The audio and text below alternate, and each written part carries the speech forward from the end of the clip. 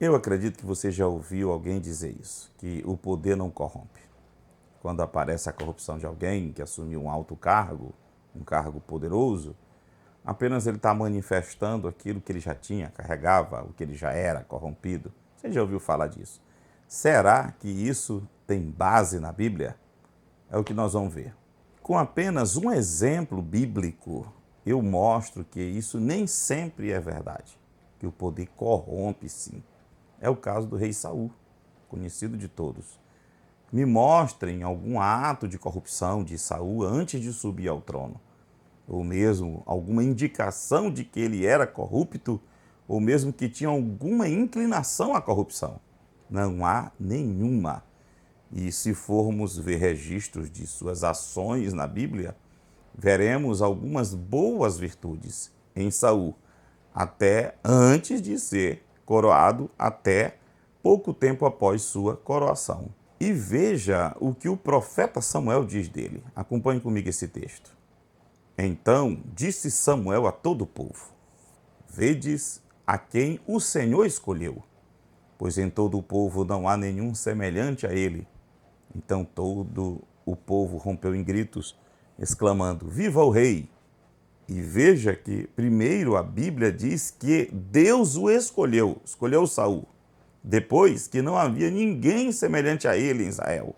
E você não pode dizer que é só em relação à estatura física de Saul, que passava os demais homens, mas é em todos os aspectos. Ele era o melhor homem para reinar sobre Israel naquela época.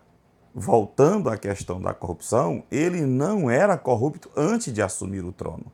É o que a Bíblia mostra, mas se corrompeu posteriormente, caiu, fracassou e fracassou feio. A questão que se deve observar é a seguinte: nem sempre quem se corrompe no poder é porque já era corrupto antes. Como Saul, tem várias pessoas, vários homens que assumiram a liderança, a direção, a presidência de alguma instituição e eram limpos, bem intencionados, cheios de boa vontade, etc. Mas não estavam preparados para assumir tal cargo. Não estavam preparados para se relacionarem com certas pessoas, a tocarem em certas coisas, a terem certas coisas, a possuírem certas coisas, a terem determinados acessos. E o coração se elevou, embriagados pelo poder recebido e pela posição em que foram colocados, e a corrupção entrou. Sabemos que o poder traz grandes tentações e grandes pressões, e são poucos que suportam isso. E não significa necessariamente que já eram corruptos o fato de não suportarem.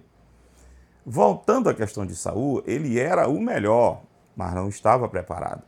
Ele foi escolhido e ungido, mas não foi preparado, por causa da pressa do povo em querer um rei. Então o coração dele, de Saul, se elevou, entrou a soberba e ele foi devorado pelo buraco negro da corrupção. Deus tinha um homem para reinar sobre Israel, mas quando o povo pediu um rei, o escolhido de Deus era ainda um menino. Nós sabemos que é Davi. Então, como o povo insistiu, Deus deu o melhor que tinha em Israel e o povo teve que arcar com as consequências do reinado de Saul. O processo de Deus, quando ele quer levantar alguém, é esse. Ele escolhe, unge e prepara. Depois ele exalta, coloca e vai cuidar ou matar, como foi no caso de Saul quando desandou. Então, por esse exemplo de Saul, vemos que o poder corrompe sim, e devemos ter cuidado com isso. Tudo tem seu tempo, tudo tem que ser sob a orientação clara do Senhor. Meu amigo, não entre por vontade ou sonho seu. Certifique-se que é o Senhor quem o quer ali e veja se é o tempo do Senhor contigo ali.